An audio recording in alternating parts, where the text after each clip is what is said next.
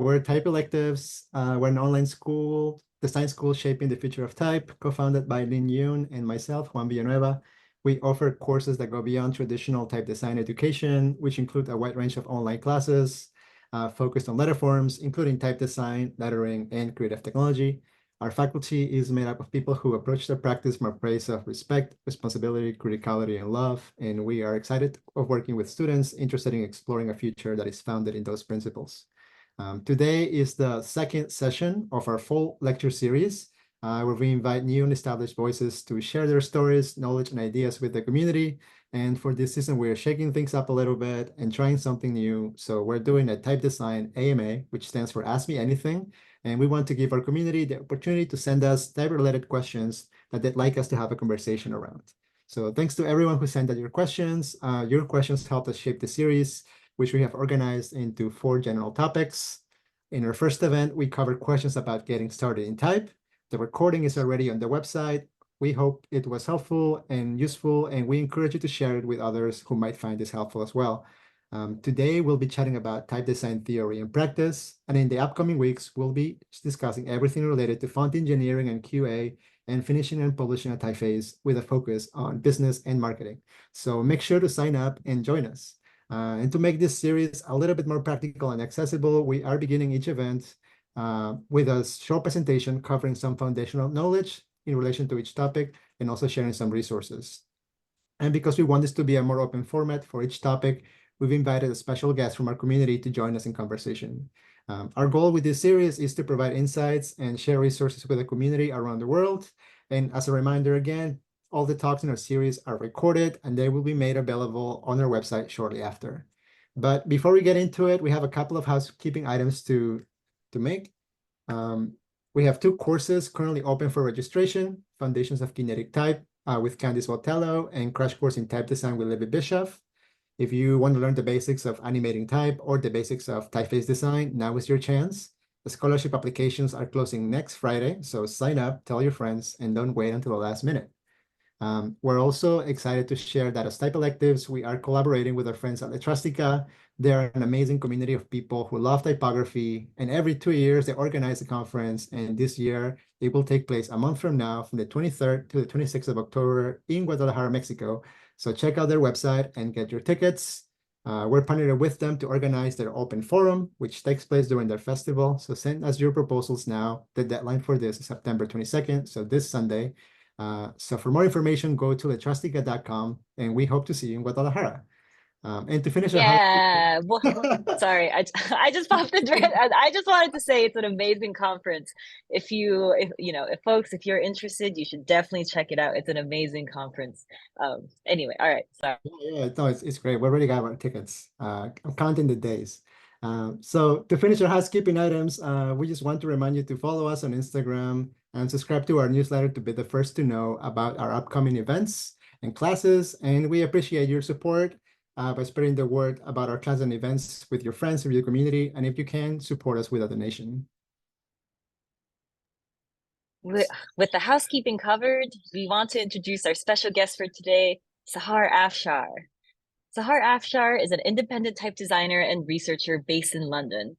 She holds a PhD in printing history from Birmingham City University and is part of the advisory board of the Center for Printing History and Culture in Birmingham and the Type Directors Club in New York. She divides her time between her practice as a type designer with over a decade of experience in working on various retail and custom fonts, and her research investigating the technological, cultural, and political dimensions of typography and printing, and how these facets converge through various historical contexts. If you didn't know, Sahar is also the lead instructor for Type West Online. So you might have been like, oh, like I've like seen her from somewhere. So that's probably where it is too. She helps students expand their creative potential to make their own typefaces from anywhere in the world.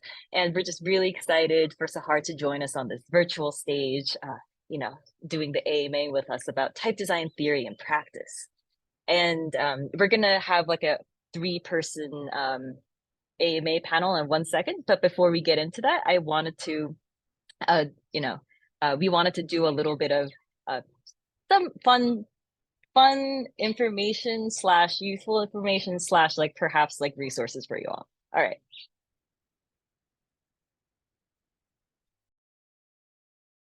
So as Lynn said, this second event in our series, we're going to be answering questions in regards to type design theory and practice, and we prepare some slides for you, which you can check them out later on, and we'll be sharing those on Instagram as well. So these are some of the questions that we've gotten from our community and some that we feel are relevant to this conversation. The first one being, what exactly is type design theory? So please keep in mind that these are our opinions based on our experience. We encourage you to share your experiences in the chat and submit questions as they come up. So let's get into it. What is type design theory? So in essence, type design theory is made up of the sources of knowledge that shape the practice of type design. These sources are the literature, so the pieces of writing that cover not only the how, but most importantly, the why. Why are we making type? Why are we designing type this way? So in the next few slides, I'll share some resources for diving deeper into the theory, but keep in mind that we're only scratching the surface. There's many more resources, so please share them on the chat so people can know about it. So when I was studying type in 2013, so that's 11 years ago now, I was introduced to three pieces of writing. Each of them revealed the process behind making letters from three different points of views. If you're new to type design, Dwiggins, Johnston, and Tracy may not be familiar names, but I encourage you to check them out. I put them here first because you can easily access them on free online, but also reading them feels like having a friend that's sharing their type knowledge with you. So definitely Google them. These are very important basics. And starting from the left, the stroke by Gerrit Norsag is a must read for anyone interested in designing Latin typefaces. I'm not going to spoil the fun here, but this is as nerdy as it gets. It's a rite of passage for every type designer out there, and it's been translated into many languages by now. The book in the middle, Counterpunch by Fritz Myers, is out of print and difficult to find, and it's quite a page turner. It reads like a detective novel, and it will make you appreciate the process for making type, not only in the 16th century, but also how that process informed the ways in which we design type today. So if you see it in a store, you should get it. So the book all the way on the right is, as the title says, Theory of Type Design. Is Gerrit Unger's love letter to a field that he dedicated his whole life to. This is the book that I wish I had when I was learning type design, period. So if you're starting out, you should definitely start with that one and get a copy of it if you can. These three books are quite recent. Henry Weber's book on italic, What Gives Typography Its Emphasis, came out in 2020, and it's a good resource for understanding the historical, practical, and theoretical aspects of italic typefaces. Before this book, most of the research in regards to italic type was made by Victor Goldney, who deserves an honorable mention here.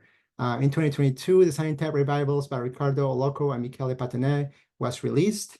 And it's very likely that every type designer out there has done a revival at some point in their education or their career. And this book gives you the tools for researching and designing a type revival. Another honorable mention goes to type designer and sign painter John Downer, whose essay on type revivals, Call It What It Is, published by Emigre, has been part of every type designer's reading list for the past few years. And the last book, which came out this year, Indigenous North American, Type by Kevin King, published by Typotech. It's the first of its kind and a must read for anyone designing Latin type today.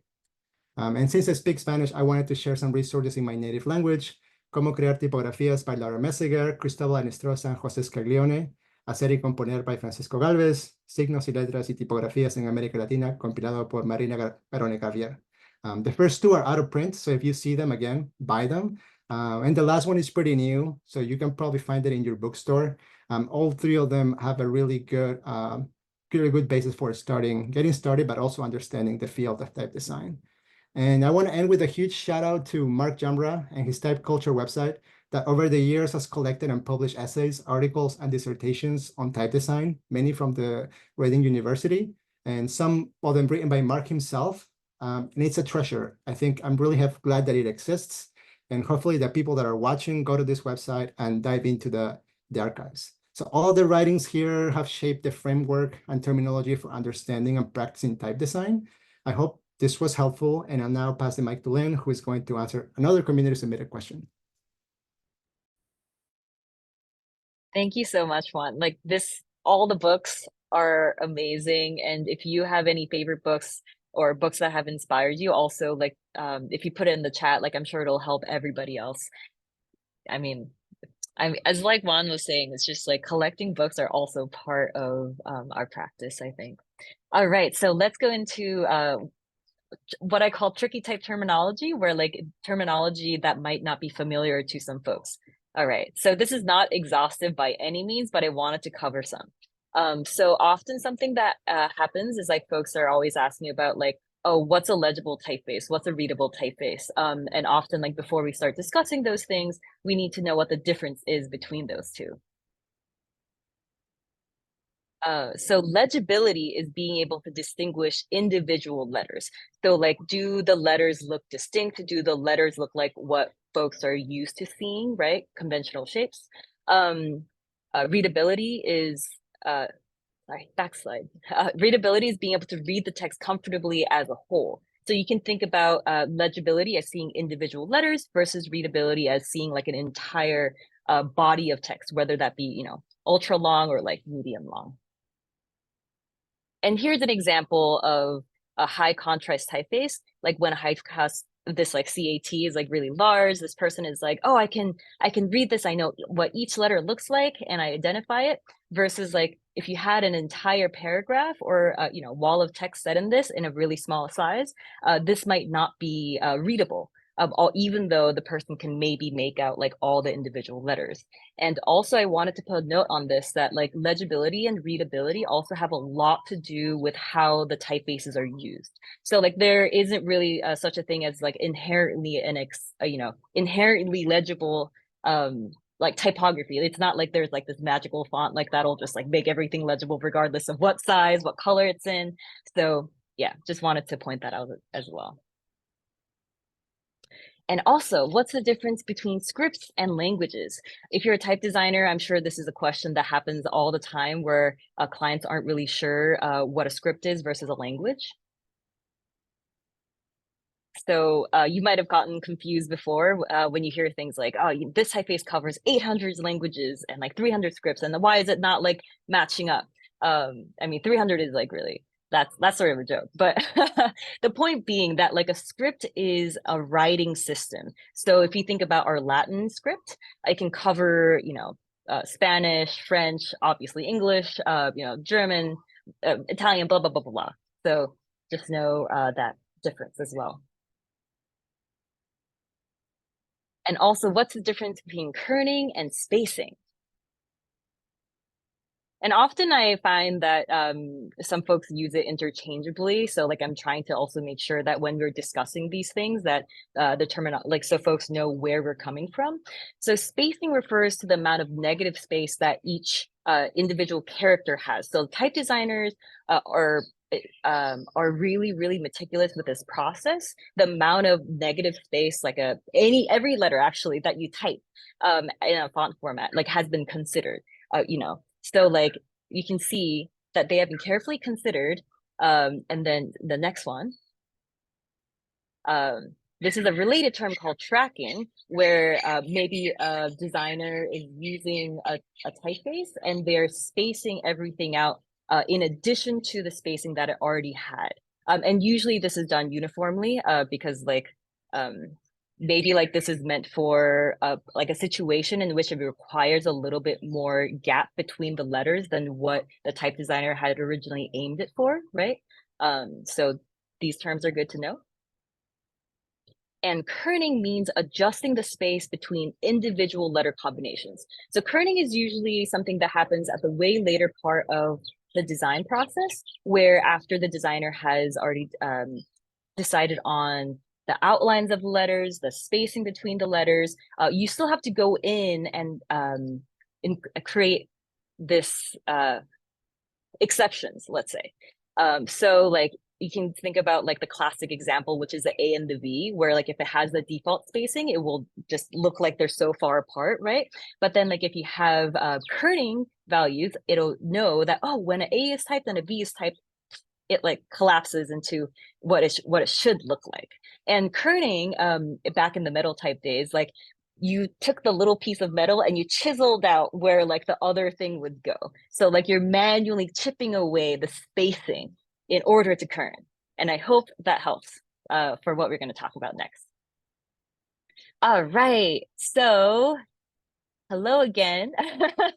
Now we're going to open up the stage with Sahar and Juan, and we're going to talk about the questions that our community has. And we also have a collection of the questions that came up during the last AMA as well. And perhaps we can start with that. And also, if you all have questions, please put it in the chat or the Q&A function in Zoom. All right. Is everybody ready? Let's do it. All right. So the question from last time was, when it comes to text typefaces, how far do you guys think it's safe to push creativity before you lose legibility? What is legible anymore? Am I going first? Sure. Sounds like you have thoughts. Well, I'm glad. Thanks so much, Lynn, for the terminology, because I think it's very helpful here, and especially like thinking about how legibility and readability go hand in hand, kind of. In terms of how far you can push a text typeface, I think it's really helpful to have this distinction between a text typeface and a display typeface in general, but then even within that text typeface genre, I think you really need to think about context. It's really important because it might be that a newspaper font is a text typeface, but then also a brochure for a like sort of, I don't know, like avant-garde gallery, something that's also what the text going in there is a text typeface. And these two things can be very different, right? Newspapers are, they're always a serif typeface. You don't see sans serif. There's this, actually, Juan was mentioning in his resources, Faradungar, he has another book called While You Were Reading. And in there, he explains how at some point a newspaper switched to Fruitiger in the 80s. And there was this massive, like, outpour of like distaste. It's like what we now do on Twitter, but then it was like in the form of, we're not going to buy your newspaper anymore, which was actually very harmful to people's livelihood, I guess. And then they switched to his typeface Swift, and the readership actually came back. So while there is no definitive, I think, research saying that like, oh, serifs are more legible than sans serif typefaces, clearly context really can matter. So yeah, in a newspaper typeface, you don't want like letters that are doing too much, right? It's like a really good movie soundtrack. You want it to be there, you want it to be nice, you want it to be doing justice to the movie. But you don't want it to take over. It's like fashion. You want the model to be wearing the clothes, not the clothes wearing the model, all of those things. It's just sort of supposed to complement. That's not to say it can't be beautiful, it should be, but not to be drawing the eye or distracting, let's say, from the task of reading, I think. For those who are more adventurous, I would always say, if you have something you really love it, make it an alternate.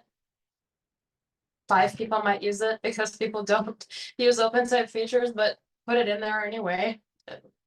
I think. I don't know. What do you guys think? I agree with you 100%. Like, I think just to sum it up, like context is like the key of everything. Like, what kind of text are you talking about? Like you said, a newspaper, is it a book? Is it a text of a more artist-based book, which can be a little bit more experimental? And also the audience, like if your audience wants to read the text, they will read it, even if the typography, it's kind of, very experimental. So you could make a very legible typeface illegible by just the way you said it. So I think it's a mix and match. But yeah, to me, it's like context and audience. And once you have the variables you can play with, then you can try to push those boundaries. That's how I see it. Yeah, what about you, Lynn? I don't know if I have too much to add after y'all, but I love Sahar's comparison about like fashion as well. And I remember like reading that the difference between weird and cool is that like cool is just a little bit different from what you expect, and weird is when you go too far. So maybe this is what you can think of. Like you want to be cool, but you don't want to be weird. Yeah, that's all I've got.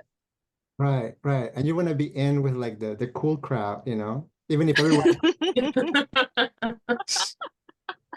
you're cool. Yeah, Awesome. I Hopefully that like that. I like the awesome. cool and weird thing. same. All right, the next question is how do you analyze the proportions of your letters and to nudge them towards more aesthetically interesting letters? Are there any tips on playing with proportion? I think this is quite similar to what we just answered, right? Like if the proportions are way off, it's not going to be as function as well. You can imagine like a B with like a very short like ascender is just going to look very confusing to people as opposed to, as opposed to like the ascenders and descenders being the length that people expect them to be because there's a range, right? Um, all right, so that I don't know if that was an answer. No, it was. It's like it depends, right? It really also depends. Like there is again, there's a range where things are still legible and recognizable, and that's a good thing to have. If you're doing something very experimental, very display, obviously you can play a lot with proportion rather than, oh, I'm making something classic and I want those Trajan proportions where my B is very narrow, etc. But I think as long as there's also some sort of like within the system of the typeface, there's still some sort of logic of what's happening, then you're good. But unfortunately with proportion, I think there's a little bit of also this like shitty answer of you need to train your eye to be able to see it. Like the more you look at Very type true. and the more you like think about it, then you start to get a sense of, oh, my O is too wide for this typeface because I'm not trying to design, I don't know, another geometric, you know. Yeah. Because that matters too. Within what genre are you designing? Because that will have a massive impact on what your proportions look like. Right. I feel like for me, when I think of proportions, my mind goes straight to like the width axis, I guess, condensed, expanded, when in reality, proportions also have to do with the height of the x height or how tall are your ascenders and descenders. Like it's much more complex than I guess my mind goes at the beginning. Um, but I guess the thing I think about when it comes to this is like when you're starting out, the big moves in design, like let's say, let's make this character narrow and this one wide so it has a cool texture. I think that's probably something that catches our eye and probably for people that are looking at the design that makes it interesting. But as you said, Sahar, the more you actually dive into type design, the more experienced you become.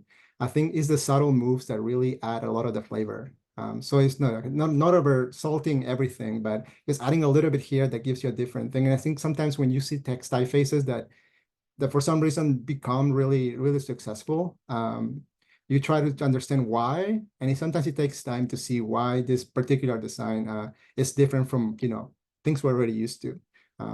So I think of the types by Gerhard Unger that always feel have a very particular Gerhard Unger way of drawing, and I think it's a way of that he approaches proportions that I feel maybe it's not as easy to see when you're starting out. But yeah, I think it's all valid. But yeah, I just want to highlight the proportions vary per script, and also it's not just the width, which is how my mind sees it at the very beginning. Yeah. I also wanted to add, this also goes for the previous question of, what is legible as well, but a lot of, how should I say this? Often the so-called target audience of who you're designing a typeface for matters a lot because I think it's, universally liked is almost impossible. I think actually it's impossible. You can't please everybody, right? So like you also have to think about like certain communities, right? So like certain communities might be used to certain proportions, certain communities might be used to certain texture, certain communities might be used to reading a certain style, right? Like for example, Black letter is famously difficult for people to read if they haven't encountered it before. But if you grew up in a town where a lot of things were in Black letter, just historical signage or stylistically it was cool in that town, whatever, you would not really have a hard time reading it. right? And so like if you're designing for that town and like your proportions skew very black letter, and like, you know, someone from this other town is like, oh, that's not very legible, it's not for them, you know, it's fine. But you know, it's good to keep those things in mind. 100%. And to take the conversation away from Latin for a second, that's absolutely true in the case of, so for example, in Iran, we have this style of the Arabic script called Nasali, which is you know, it's like this very sweeping, romantic sort of style of drawing letters, which is usually used for poetry. And in Pakistan, they have an Urdu flavor of this, and they refer to it as Urdu Nasali. And that's used to set newspapers. So if you look at a lot of newspapers from Pakistan, they're beautiful. But like you look at them and it's a lot of dense text set in Nasali, in Urdu Nasali, and I can't imagine it because we use in Iran, like what I'm used to seeing in a newspaper is sort of very simplified Arabic. So even though I am used to the style, albeit a different flavor of it, you know, I can't imagine reading long text in that. But clearly for many people, not only can they do it, that's what they like and want, and the opposite won't work. So yeah, absolutely, readership matters too.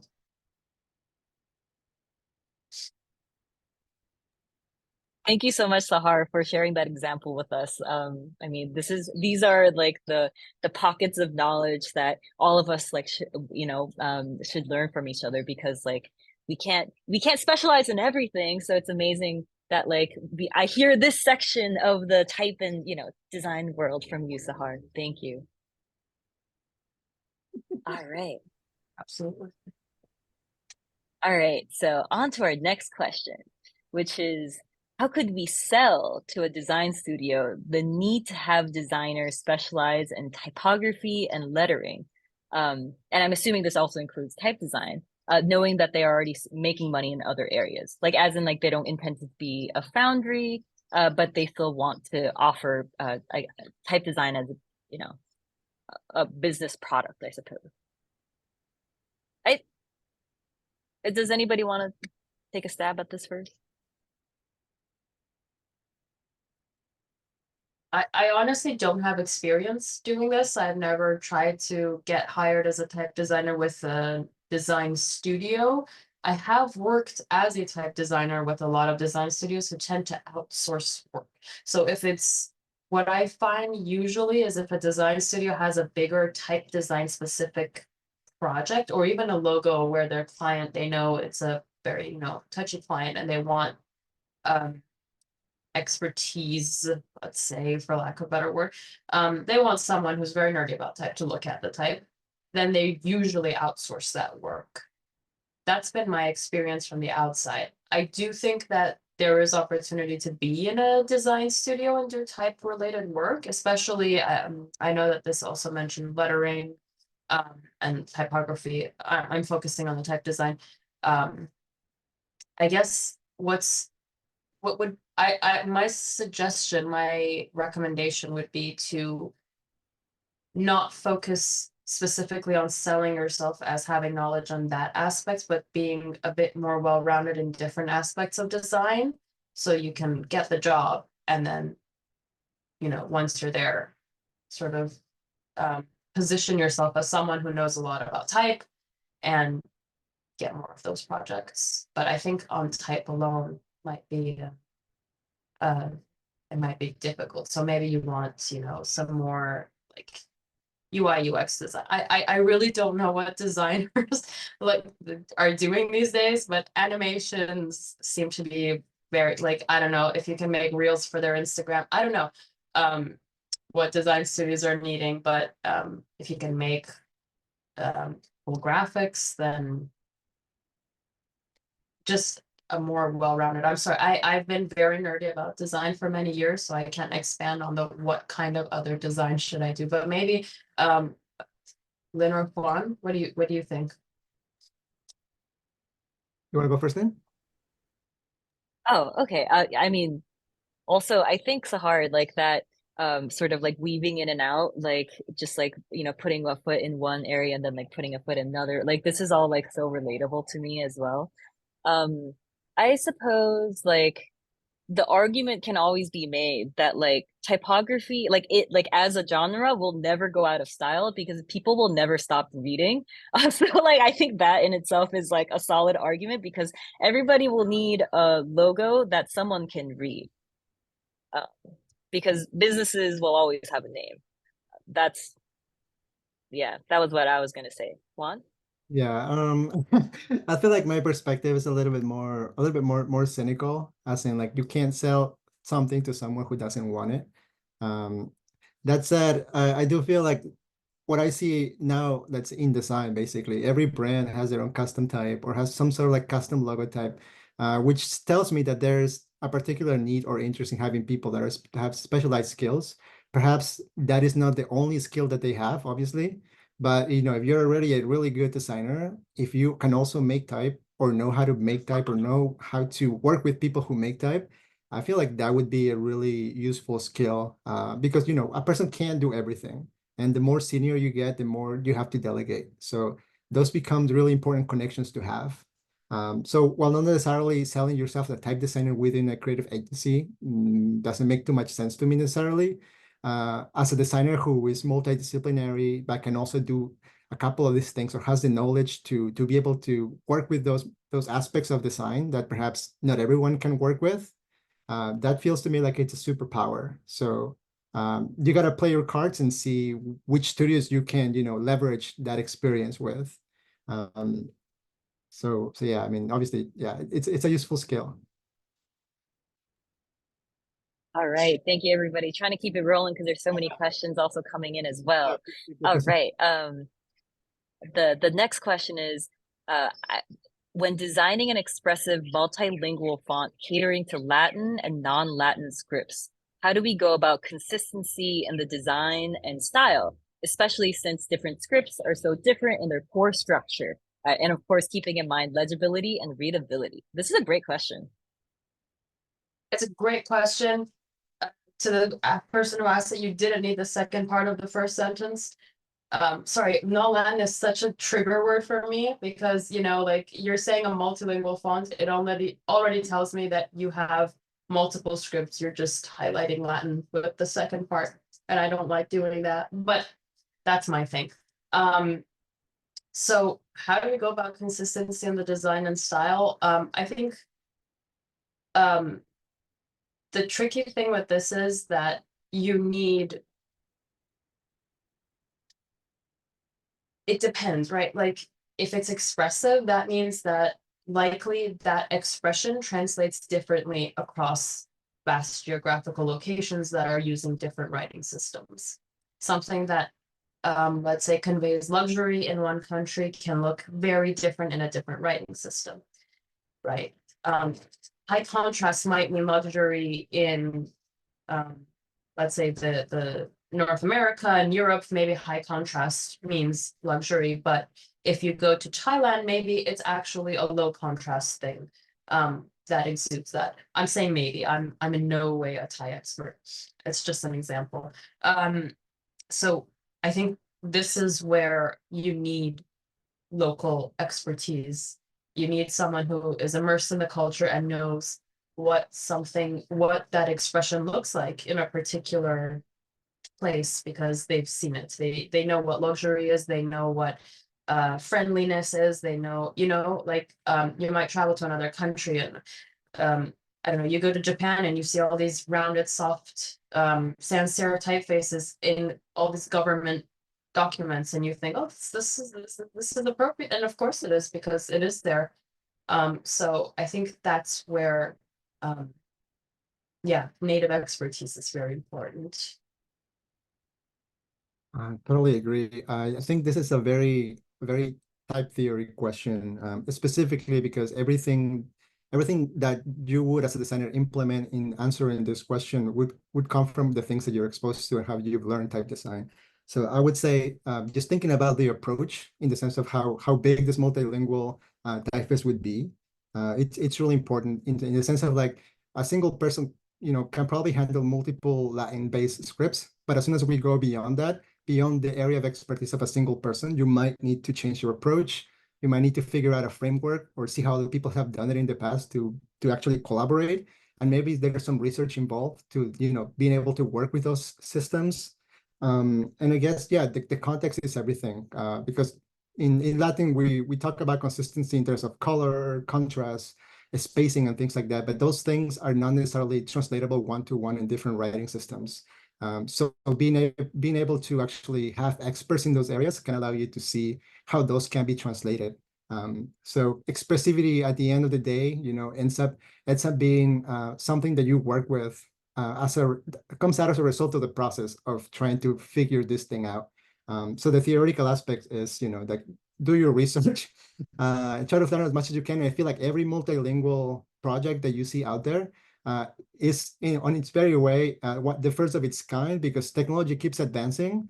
And as you collaborate with new people who have different perspectives, right, and different ways of having gathered that knowledge themselves, whether it's through a school or to self-acquired knowledge, they have different ways of approaching types. Some could be more open-ended and leads to more possibilities. So I feel like collaboration in this case would be key to even thinking about how to do a project like this. I also want to chime in to say the context is really important, because assuming this multilingual typeface family is being used for something, there's probably like demographics you have to keep in mind, or like what is the most important like coverage you need, like where it's going to be used. And there's a lot of surprising things. I'm primarily a Latin designer, but I'm Korean American, and I'm a native Korean speaker, writer, all those things. But I recently took a Hangul designing class. Hangul is the script for Korean. In this case, I think like there's one script, there's one language. but in any way, like I used to think from this this Latin designer perspective that like Hangul like typefaces just had like very odd spacing for Latin characters. And like I was just like always really confused, or like, oh, maybe like they just like didn't like proof a lot. I have no idea. But then like what I learned in this very specific class was that like the designer that I was learning from was prioritizing short English words, or short like Latin words in between like mass amounts of like Korean. And so like it just needed to look the texture just needed to look similar in short little bursts. Like it was never meant for like this like long expansive text. And this is like where I realized like, oh, like what I thought was like just a really odd choice as a Latin designer actually makes so much more sense as like Latin characters embedded in what is primarily used for the Hangul audience. All right, on to the next question. Where do you find your sources and inspiration when you begin a type revival project? I mean, I suppose you can start with oh, sorry. That's so easy for me. I've never done a type revival. I'm just that original. No, it's I haven't had the opportunity. I would like to do one actually. I'm working on one in my personal time, but it's more that I wasn't really looking. I wasn't specifically looking for. I want to find something. I was just. As you can see, we spend a good amount of money on specimens and type books, because having an archive is a nice thing. And I just happened upon this thing. I looked at it and I thought, oh, that's cool. I haven't seen it digitized. I want to see how it would feel like to actually start to digitize these letters. And I started doing that, and now it looks very different from the original source. But yeah, I think Lynn and Juan are better positioned to answer this one. Go ahead, Lynn. Oh no, I'm just laughing. I love the vibe today. Thank you so hard. I'm having a great time. I hope all the folks who are listening are having a great time too. I think like the what a lot of folks find, especially when they're first starting out, they find like this like old book somewhere, and they're like, oh, okay, I'm gonna revive this, and later on they realize like actually like 20 other people have already revived this for like their own student project, or maybe just even like a professional one. And yeah, I suppose like in that sense, like I don't really know where revivals have a space for. Like if you're reviving the same thing that somebody else has done, but then also at the same time, like as a beginner, you don't really have the eye or the resources to know what has already been revived because like you're just looking at a letter and like, you know, you can't go around to a bazillion people and ask like what is this typeface because the answers might not be correct anyway. Um, yeah, that's just me just throwing in random things. Yeah, it's funny because I think type revival, I was a assignment as a student to learn how to make type, basically walking through someone else's shoes to just learn the craft and how to use the tools. But I think the more I think about it, you know, it's less about that for me now. It's more about the journey. Kind of like when you look at a beautiful form, historical form, and you just kind of want to understand how it was made.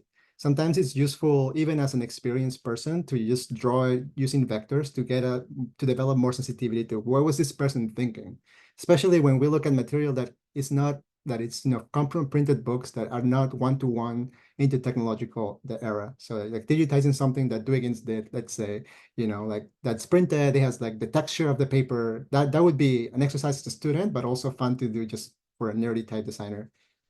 That said, yeah, what can you bring in terms of originality? I'm not exactly sure, but I feel like if you travel the same path, like if you're a hiker, right, there are paths that you follow, but the more experience you get, the more you start to deviate from those paths and have a new experience. So I feel like doing a type of revival can be similar.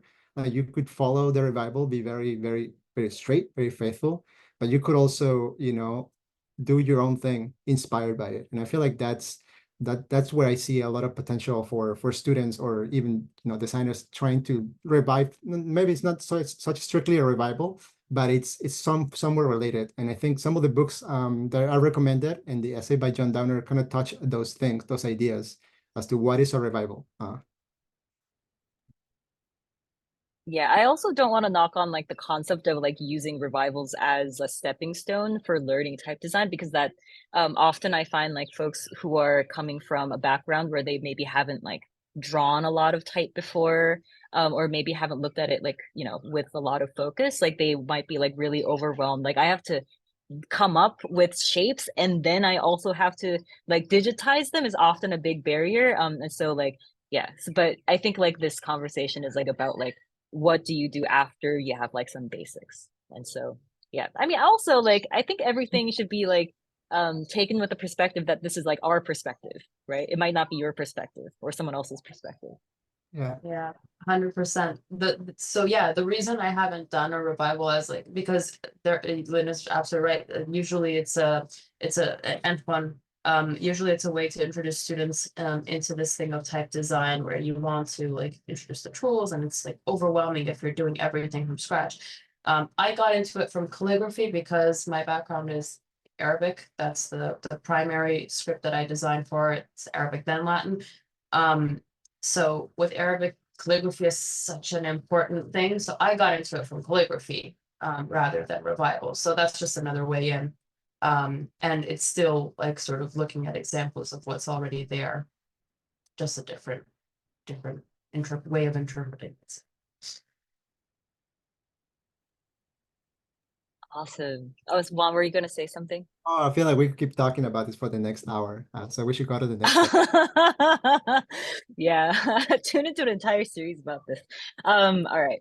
So there's four question. Oh, and like more there's four more questions, and we have 12 minutes left on the clock. So I'll try to keep this going. Um, I think these two questions are perhaps like related. For one question is, do you have any tips on designing for multiple languages? Are there any specific things that you should start with or, you know, start thinking about like when you're starting out? And then like the second question is like, what are your tips on like designing these scripts to balance you know, cultural authenticity and legibility? And I guess like I'm also going to say this relates to what we were talking about earlier, where like finding folks who specialize in this and use these scripts day in, day out is important. But if there's anything else that folks want to add. Just, I mean, again, we covered this sort of language where we say the terminology where when we say language, we mean one thing, when we say script, we mean another. So just to be clear, if you are talking about language, like if you're needing to add diacritics, etc., there's excellent resources online. But yeah, even then, it's to me still getting in touch with natives to know what the particular diacritics should look like, finding resources. There's a few really great books out there that cover these topics too. Yeah, if anything that I could add to whatever we've already said when we answered the previous question, I think it's like if you have the opportunity to take a workshop to learn a different script or learning how to make diacritic, you should take the chance, or you should do some self-study. I think the point of it is not to do this yourself necessarily, but to understand how it's done. And I think it leads to a better collaboration with people who are experts on this particular scripts. Because then you have the language to talk to them about it, and you have maybe a little understanding to have a more meaningful conversation. So that would be something I would recommend doing. Yeah, I also wanted to read Kalapi's message in the chat. An additional note for quote non-Latin when asking about this general topic, it's it's better to just mention the specific script you're interested in, because design tips will be generalized anyway, especially since every script requires a different set of considerations. And I think like this like all keeps going back to like, what is the context that's going to be used for?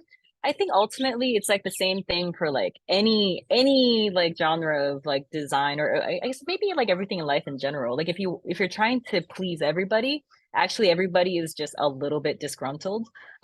So, that's my 2 cents. Awesome. 9 minutes and 2 more questions. Can we do it? All right, let's do it. All right, this may be off topic, but how proficient should I be in type design before I apply to any type school? Should I just shoot my shot regardless? Ooh, Sahar, you're the lead instructor for Type West. What do you think? Okay, so it depends where you're applying, where you want to go. There's like the sort of classic red brick university approach. That's Reading. There's the sort of funky, cool, sort of a bit more techie, cool stuff that happens at KBK.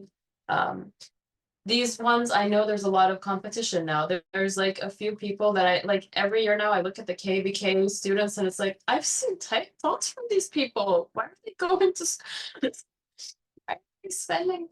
But like it's, so I think there's a bit more competition going like into KBK. I know there's like excellent people to apply and then wait for 1 year to go to the, so there's a bit of competition there. So maybe you need a little bit more.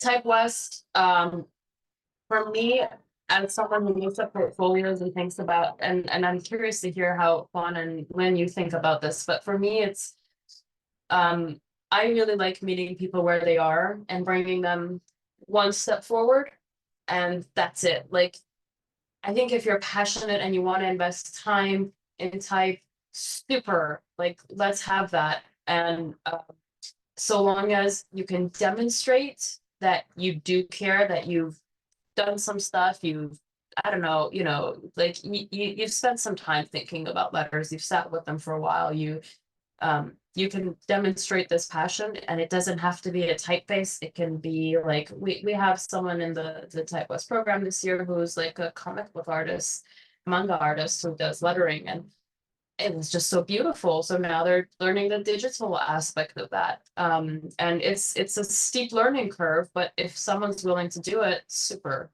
So that's sort of how I think about it with Type West. But what about you, Lynne, Juan, what do you think?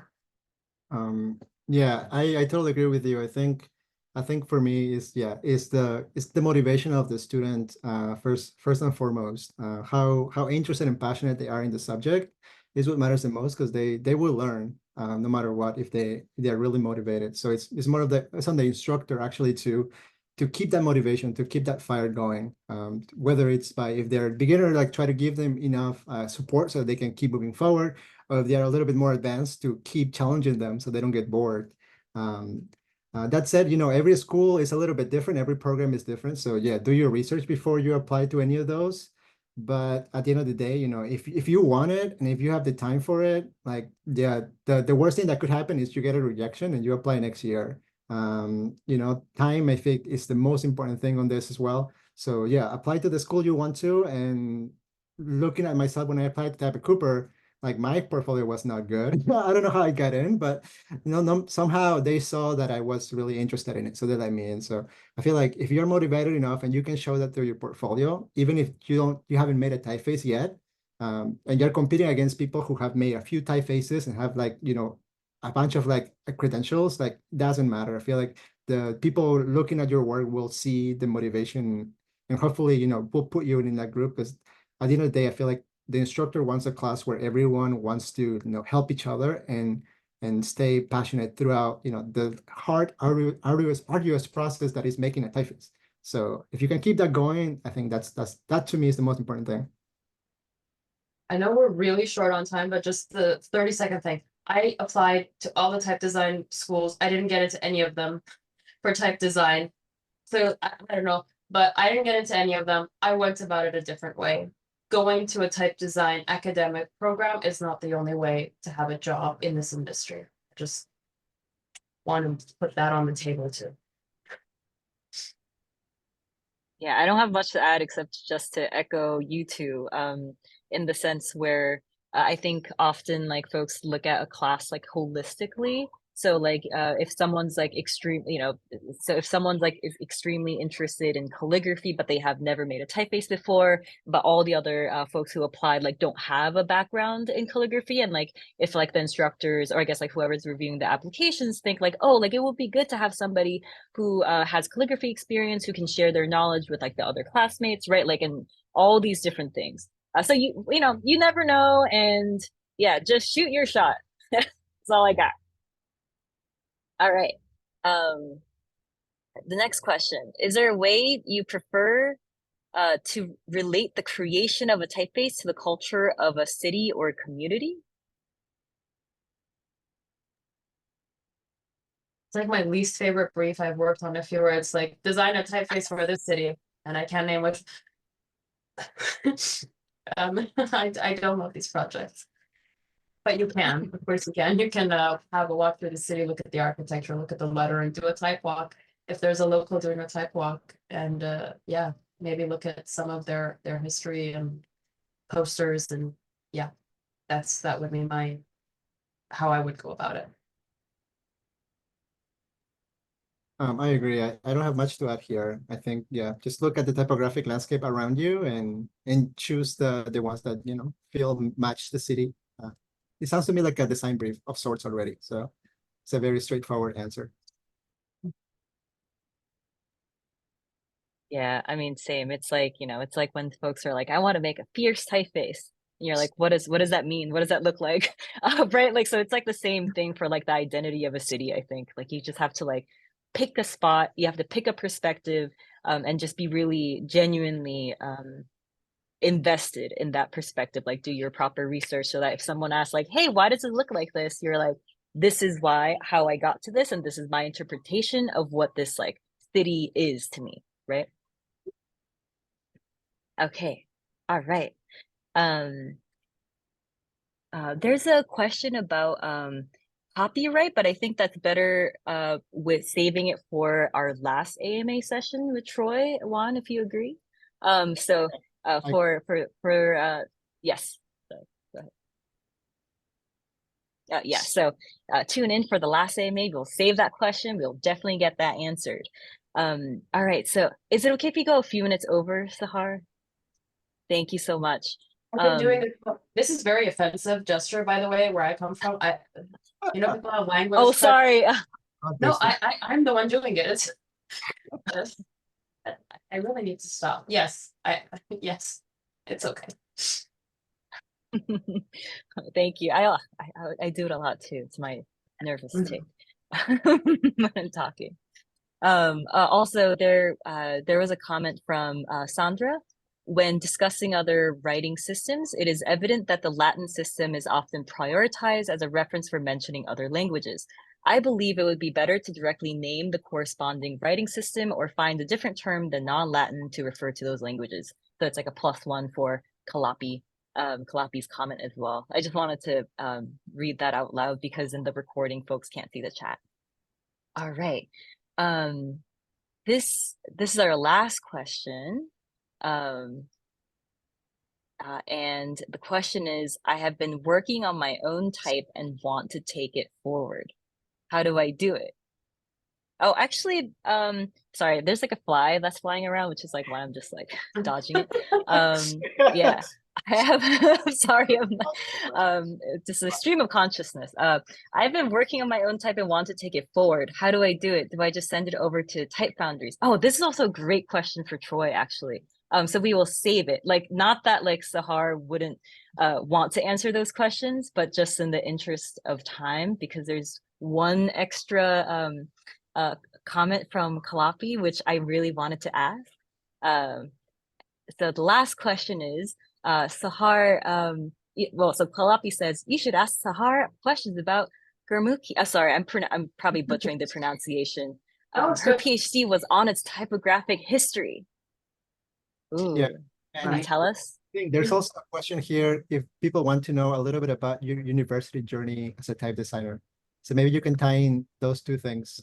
Right. My undergrad was in graphic design, like a lot of type designers, and that's where I got into type design. I said I got into it with Arabic first. I did my undergrad. I don't want to say I did my undergrad in 2000. I finished in 2012, and at that point in time, there wasn't a lot of variety in Arabic fonts, and I found that for a lot of my projects in university, I was designing stuff like very crudely, sort of InDesign, tracing, making fonts for my projects. So for my final project there, I worked on a font. And as I mentioned, I didn't get into my these KVK or Reading master's programs in type design. They all said, no, we don't want you. So I went to Reading and did a research and typography degree. And I just went to all the type design classes. I showed up. I went to a lot of the book design classes. That year, I was like, I'm getting my money's worth because it was expensive. So I did my research in typography, and really the only thing that expensive degree is good for is doing another expensive PhD. But that one was fully funded, so I got a scholarship. So that one was an interesting one, the PhD, because it started as looking into the printing history of the Punjabi language. So this is a very good like sort of thing in exercise in language versus writing system. It was about the printing history of the Punjabi language, and Punjabi is a language that is written in multiple scripts. One of them is Shahmukhi, which is based on the Arabic writing system, and the other is Gurmukhi, which is a North Indian writing system. And I got into it because of the Arabic. I was interested to go and look at that. But with a PhD like this, it was, I really needed to look at primary material because there wasn't anything else written about this. And I started going to archives, and with these archival visits, I really started, you have to trust the archives when you're doing PhD research. There was very little. Not to say it's not important research to do, but there was a lot on Gurmukhi that was not documented and very little on Shahmukhi. So what this meant was Shahmukhi, you probably need to rely a lot more on oral history, experts within the country. And with Gurmukhi, I found, yes, there's a lot that's in archives, and all archives, actually 3 of the archives I used for my research are gone now. They're just gone. The material, who knows, in a warehouse somewhere. Yeah, actually, one was the letterform archive here in London, which is closed now. I think the material might be in the Science Museum or warehouse, who knows. One was the Monotype archives in Salford, which is closed down. And the other, well, there was material in St. Bride's, but because of St. Bride's, they have, which is it's a library archive here in London. But because of their funding issues, we couldn't access the material. Anyway, I'm going into so much detail. I'm sorry. because the archival material was, it could just be lost at any minute. So that's why it became research into Gomukhi.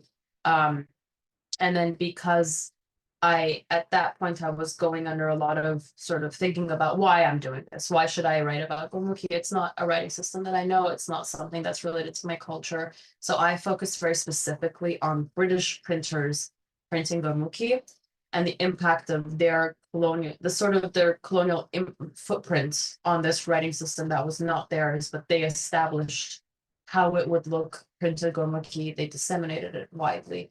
So evangelists, people with the East India Company.